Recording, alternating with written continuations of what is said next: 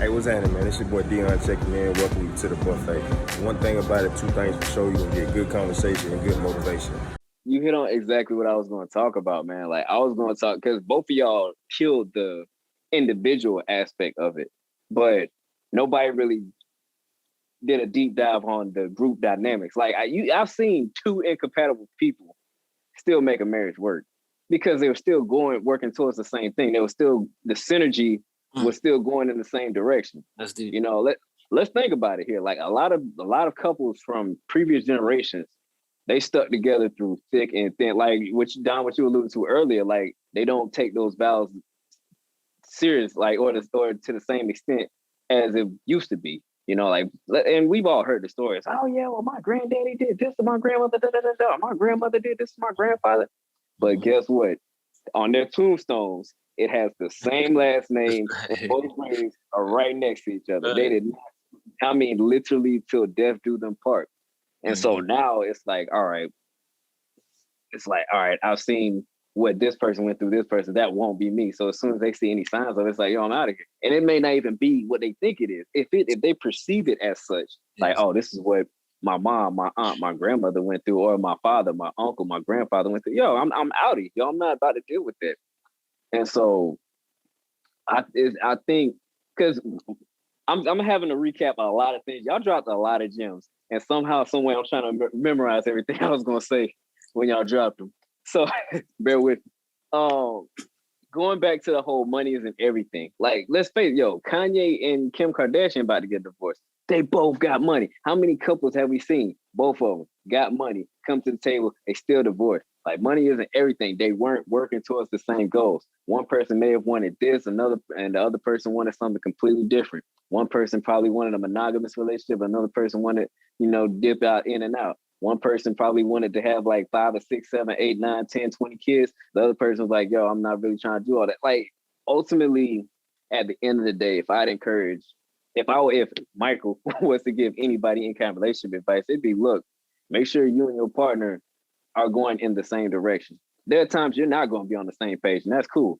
Zay, those hard conversations you was talking about, that's when that comes into play. Like, hey, y'all have that conversation, get on the same page, keep the car moving in the same direction. I look at relationships kind of like you're traveling. It's no different than it's no different than when you're going up and down the highway. Like, there's no way y'all can go separate ways when it's one car. Like, both of you are in the same car, going in the same direction, going to reach this destination same time. There's once you step out of the car, then you stepped out on the marriage. So that's that. So I definitely make sure, if I were to give some advice, I'd be like, yo, just make sure your intentions are made clear up front. Like, hey, this is what I want to do. This is where I see my life going. Are you cool with that? Can you see yourself in this position? Like, there are times, I think Zay said it. Zay, you said you can tell how much you love somebody by how much you change or adapt for them. Man, let's be real.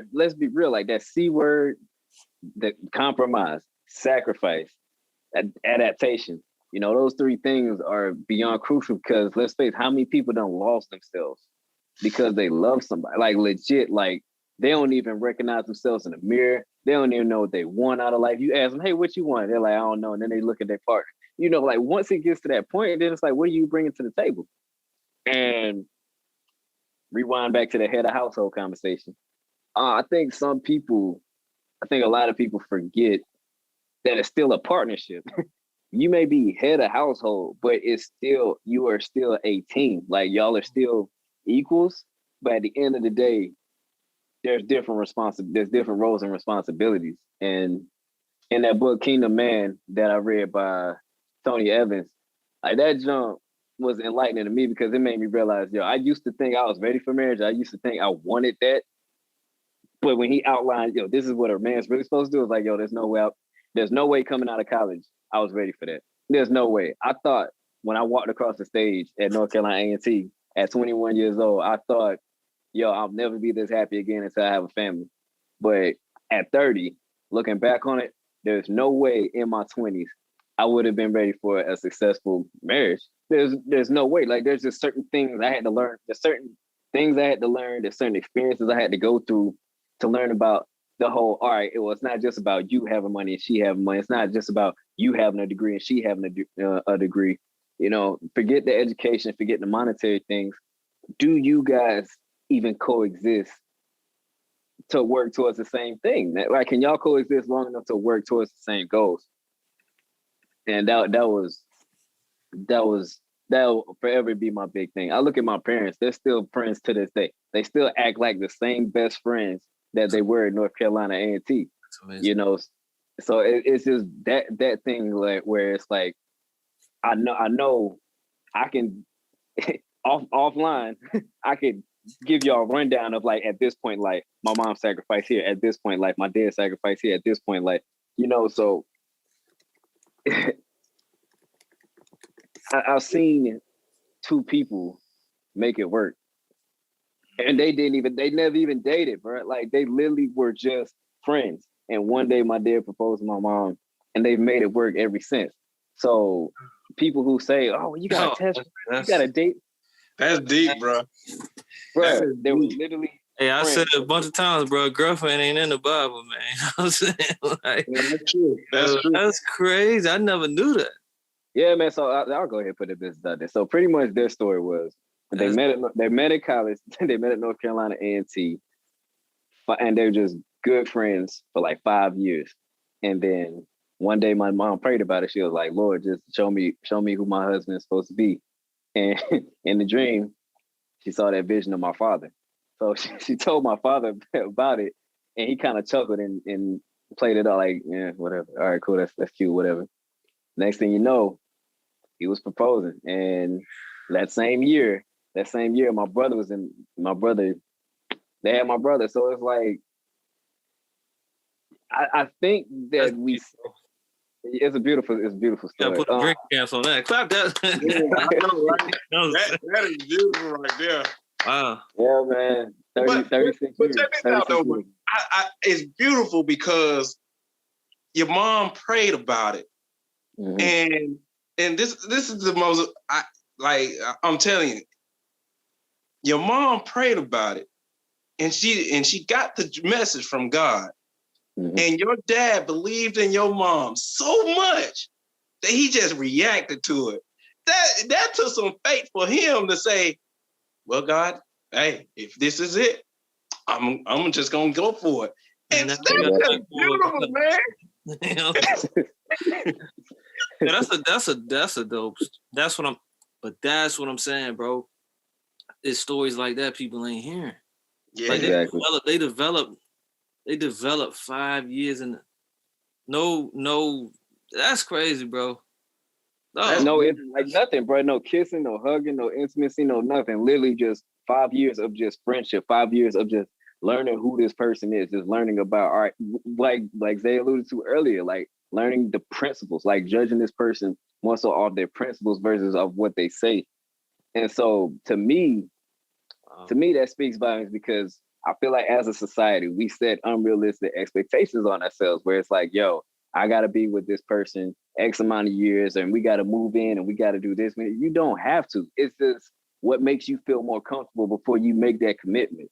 Like people misconstrue the things that have to happen, the mandatory things versus what makes them comfortable.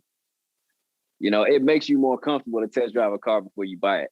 I hear you loud and clear. But if I walk up to the dealership and just look, and when I got my Impala, I didn't have to test drive it. I went to the dealership. I was like, yo, I want an Impala with a sunroof. The first black Impala I saw with a sunroof, that's what I knew what it was. Like, I want that. Yeah. That's my baby right there. Like, I don't have to see no other cars.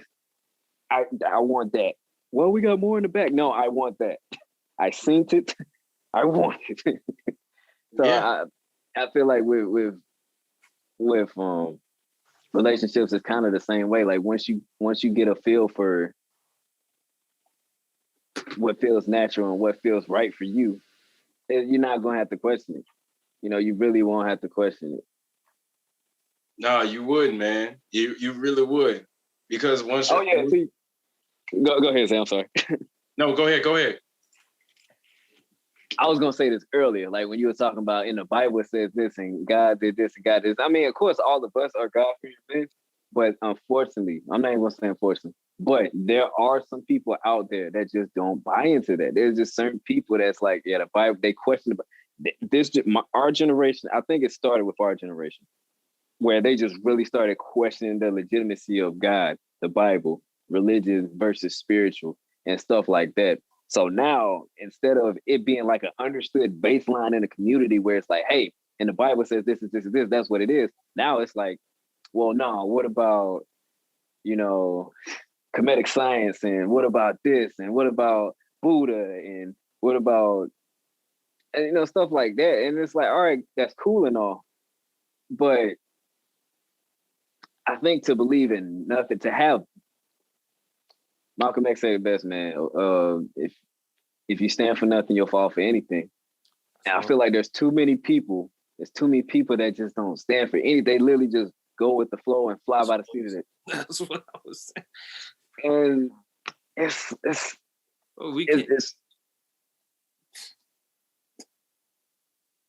like it puzzles me a lot. It puzzles me a lot because, like, so what foundation do you stand on? So what do you believe?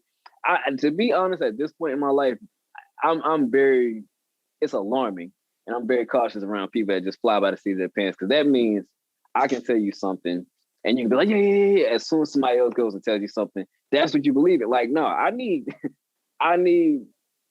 more thorough friendships and relationship at this point in my life. I'm tired of wishy-washy, inconsistency, things like that. Like, look, be now, as far as like your opinions on stuff, all right, one minute you like this, next, all right, cool, whatever. But when it comes to like the no kidding, hey, when it comes to relationships, this is what it is, this is what it is, all right, because this is the foundation we're gonna walk on. Like once we break huddle, this is the direction we moving out on. So I need you to be sure about that. If these are the principles and foundations that you trying to live by, that you trying to work, that we trying to build this house on, you need to be pretty steadfast in it, you know. So, and Dominic, I mean, you literally stole, like, this is what I can't stand about y'all. Y'all know me so well to the point where everything I could have said or wanted to say, y'all already said it. You know, like when Dominique started speaking on the exes thing, it's like, hey, look, bro, you literally, it's telepathy right now, because I couldn't have illustrated that better. Like, I refuse to deal with the pain someone else caused you, and vice versa. I'm not going to put the pain that someone else caused me on the next person. And when I realize I'm doing it, I throttle back and get myself together, because that's when I realize, hey, I'm not going to be 100%. I'm not going to be able to give myself to this person the way I want to. And a lot of people don't realize that. A lot of people hit y'all covered. I'm gonna summarize all this between Damo talking about forgiveness, Zay talking about, God, Zay, you hit on a lot of stuff. He did. My bad. He did not. No, it ain't like a bad thing or nothing. I'm just saying I was sitting here like this. Like, when you was talking about like the ability to compromise, the whole losing yourself and adapting, compromise, that spiel, like, y'all literally, we could have ended the conversation right there. Like, oh, well, I'm about to go play Madden, because like, that's it right there. Like, a lot of people don't realize those two things right there that hold so much weight. That is literally 80% of our issues that I personally feel. That's 80% of our issues in society as far as relationships and dating. I asked myself this question the other day: how come we don't see more of our friends getting married? Think about it. Like, our parents' generation and generations before that, late teens, early 20s, they were hitched. Like, making it to your 30s without a ring, that was unheard of. That is common now. That is borderline the new standard. Like, yo, I'm not getting married till I hit my 30s. That's like the new standard now.